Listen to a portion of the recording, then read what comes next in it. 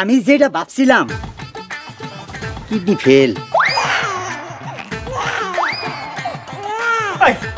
পাগলের ডাক্তারে কইতে ধরে লইছস হ্যাঁ? কইছি ডাক্তারে কি বুঝছস হ্যাঁ?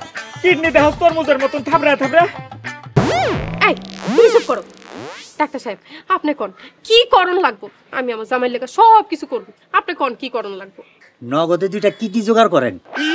15 মিনিটের মধ্যে ফিটিং করতে হইব, আমার হাতে সময় নাই। কিডনি কি দরজার খিল নাকি 15 মিনিটে ফিটিং করে দিবা? 43 বছরের অভিজ্ঞতা, সময় বেশি লাগবো না। তোমরা আমারে কিডনি দাও, আমি জলদি ফিটিং কইরা জলদি চলে যাই। ওই বউ কি কয়? ওই ডাক্তার তোরা তো তাড়াহুড়া খায়, তোর বউয়ের কি ডেলিভারি আছে? দেখছো ডাক্তার সাহেবের লোকে কেমন করে কথা কইতাছে? ডাক্তার সাহেব আপনি কোন আমার কি করণ লাগবো? এত অল্প সময়ে মানুষের কিডনি খুলে ফিটিং করা খুবই মুশকিল। তোমরা এক কাজ করো, কোথাও থেকে একটা পাড়া ছাগল ধরে নিয়ে আসো, কাজ হয়ে যাবে। ডাক্তার বলেন এইসব? আরে হ্যাঁ, এই পাড়া ছাগলের কিডনি আর সেলিমের কিডনি এক। আমি যা বলছি জলদি করো, নাইলে আমি গেলাম। হালা পাগলের ডাক্তার তুই যাস না এখনো বাইরে আসছে। আমি বাঁচি আর মরি তোরা মাইরে। ভাই ঠান্ডা ডাক্তার আরো রোগ বাড়ায় দিয়া গেল।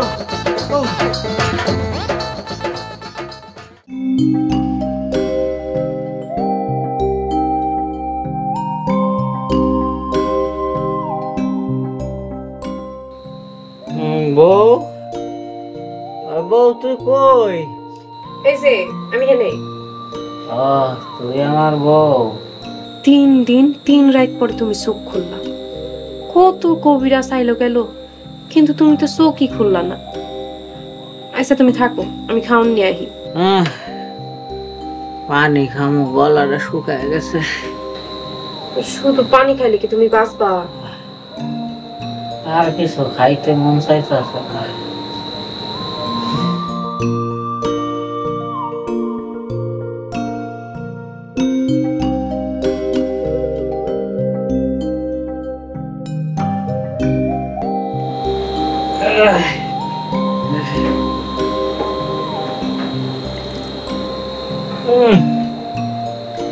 চিতা লাগে।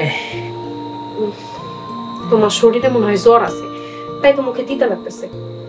শুনো না, গ্রামের তো কোনো ডাক্তার কবিরাজি তোমার চিকিৎসা করতে পারলো না।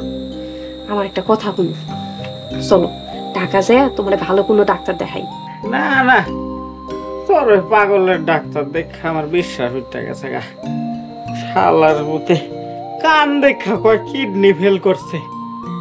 তাহলে একটা উপায় আছে। কি? শুন বাবা। কি যাইবা শুন বাবার কাছে?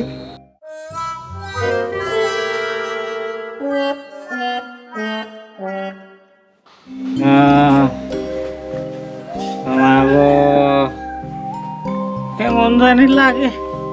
ভাবি এইভাবে হইলে তো সেলিম ভাই মারা যাইব। আজ 15 দিন হইলো লোকটা নিজের পায়ে খাড়াইতেই পারতেছে। আমি বাবা ঝুনঝুনিওয়ালারে ডাকতে পাঠাইছি।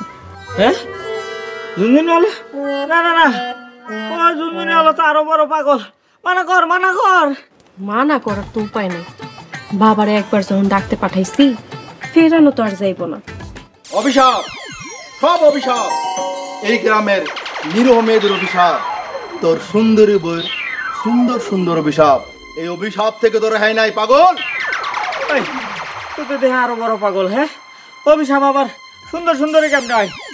এই পাগল, তোর বউ সুন্দরী, তার অভিশাপ সুন্দরী। এই পাগল, কথা বলিস না। মুক্তি চাইলে প্রায়শ্চিত্ত কর। প্রায়শ্চিত্ত কেমনে করবে বাবা? ওই পাপ করার সময় কি আমার নিয়ে গেছিল? মানে কি বাবা? মানে কি বুঝোস না? ওই যা করছে আমার কি জিজ্ঞাসা করছিল? ও আচ্ছা। বাবা আপনি কোন কেমনে প্রায়শ্চিত্ত করতে হইব? উপায় তো একটা আছে। এই শামসু কি আমার কথা শুনবো? ওই আমার নাম শামসু না, সেলিম। কাম তো করো শামসু মিয়ার মতো, জান বাসে না সেলিম আর শামসু নিয়া টানানি করো। এই তোরে কইছিলাম না ওই আমার কথা শুনবো না? শুনবে না মানে ওর বাপে শুনবে। জয় বাবা ঝুনঝুনিওয়ালা। জয় জয়। বাঁচতে হইলে তো শোনা লাগবে, তাই না? আপনি বলেন বাবা কি করতে হইব, ও কি করলো, ওর প্রায়শ্চিত্ত হইব বলেন, আমি সামনে থেকে করামু। ওর গলায় পরীর একটা ছবি ঝুলাইয়া এই গ্রামে গ্রামে রাস্তাঘাটে সব জায়গায় কুমারী মাইয়া গো সামনে গিয়া কইব, হায় পরি মরি মরি। জয় বাবা ঝুনঝুনিওয়ালা। আমি মরে গেলে ওই কাম করুম না। ধর ওরে। সামনে আবি না কিন্তু, সামনে আবি না, একদম সামনে। ওই ধরবি না, যাম না, যাম না আমি। ঝুনঝুনি, ঝুনঝুনি ধরবি না আমারে। পরি আমারে মাথা লয়ে গেল না পরি। ঝুনঝুনি, ঝুনঝুনি কিন্তু জায়গা মতো বাইর করে দেব। পরি সুন্দর পরি সবই না।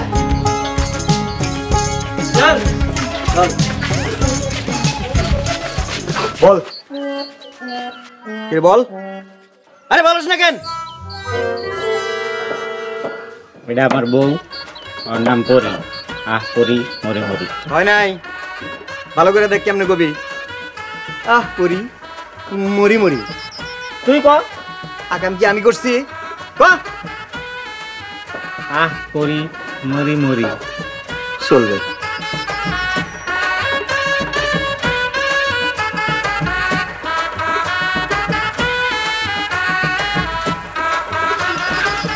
বল। পরি মরি মরি। আওয়াজ কই? আওয়াজ। পরি মরি মরি। কি সে মরে মরে কি? আমি আর পারতাছি না, একটু পানি খাওয়া। শুকায় গেছে রে, একটু পানি খাওয়া কেউ।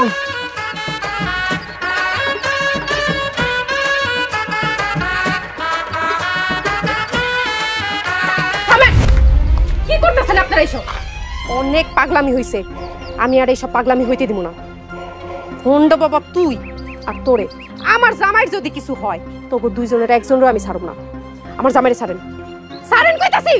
দেখছেন বাবা, দেখছেন মানুষের উপকার করতে নাই। নেও আর আইসনের বিপদে পড়ে আমার কাছে।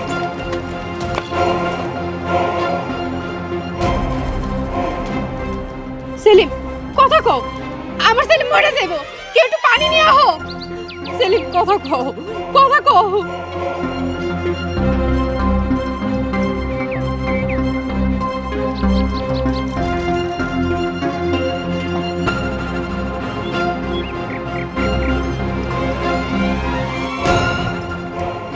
আমার ভুল হয়ে গেছে সেলিম, আমারে তুমি মাফ করে দাও। এই সব কিছু আমার কারণে হয়েছে। এই শোনো জুমুর পরি, একটু দাঁড়াও। আরে পাগল, আমিও সেলিমের খারাপ চাই। ও আমার বউর ক্লাসমেট, আমি কি তার খারাপ চাইতে পারি বলো? কি কইবেন সহজ করে কোন। শোনো, আমি যা যা বলবো তা করলে সেলিমও সোজা হবে আর তোমার সংসারটাও বাঁচবে। ভাবি, আমার মনে হয় তোমার মেম্বারের কথা শোনা উচিত। আচ্ছা কোন। বাবা ঝুনঝুনালার সাথে আমার কথা হয়েছে। ঝুনঝুনালা বাবাই এক ধরনের একটা ওষুধ দিবে সেলিমের জন্য, আজ রাইতেই দিবে। চায়ের দোকানে ওষুধটা দেয়া থাকবে। আর চাওয়ালার সাথে আমার কথা হয়েছে, সেলিম তো বাড়ি যাওয়ার সময় রোজ চা খাইয়া বাড়ি যায়, তাই না? তো চায়ের সাথে মিশাইয়া দিবে। আর তুমিও প্রতিদিন 2টা করে যে কোনো কিছুর সাথে মিলাইয়া খাওয়াবা। তারপরে হবে কি, 2টা করে ওষুধ খাইলে ও ঘুমাবে, আর ঘুম থেকে উঠলে ওর হাত পাও কাঁপবে, মরবে না। ও মা, হে কি সারা জীবন ঘুমায় থাকবো নাকি? ঘুম ভাঙলে কি হে ডাক্তার কাছে যাইবো না? যাবে না, কারণ সেলিম ডাক্তারের ভয় পায়। তার মধ্যে আমি একটা নকল ডাক্তার পাঠিয়ে দেব, যে এমন চিকিৎসা করবে সেলিম জীবনে ডাক্তারের নাম মুখে নিবে না। এতে করে কাজ হইব? হবে না মানে? অবশ্যই হবে। সেলিমরে আমি চিনি, মরণের ভয় ঢুকলে ও পুরা সোজা হয়ে যাবো গা। আর শোনো, গ্রামের সবাই আমার লগে আছে, তোমরা শুধু অভিনয়টা ঠিকঠাক করো, কাজ হয়ে যাবে। আমি তোমারে সাজা দিতে যাই নিজে অপরাধ করে ফেলাইছি, আমারে তুমি মাফ করে দাও। ও আল্লাহ, আমি অপরাধী। সেলিম কথা কও, আমারে তুমি মাফ করে দাও।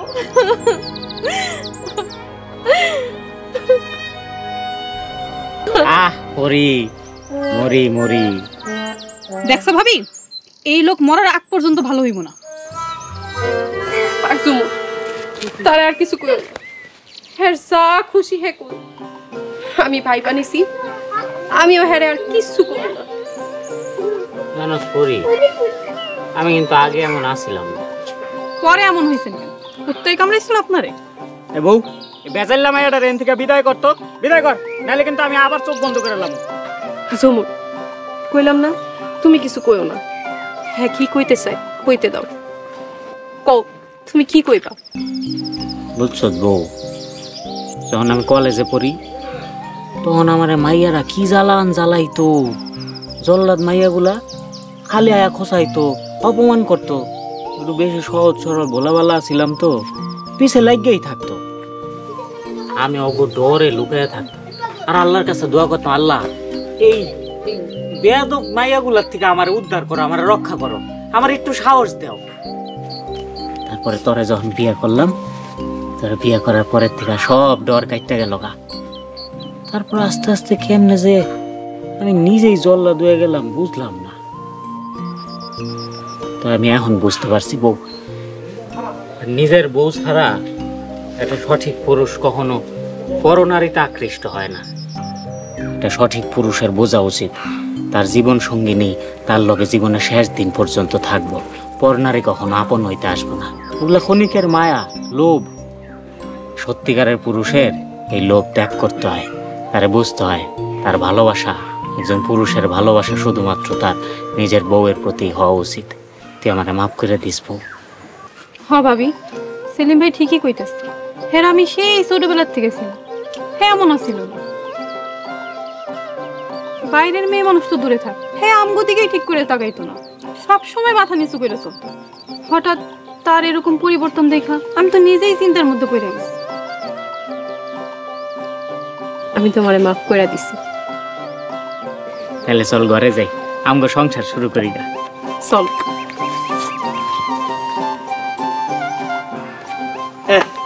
এই ছবিটা ঘরের দেওয়ালে বান্ধাই করে রাখি। আহ, মরি মরি মরি।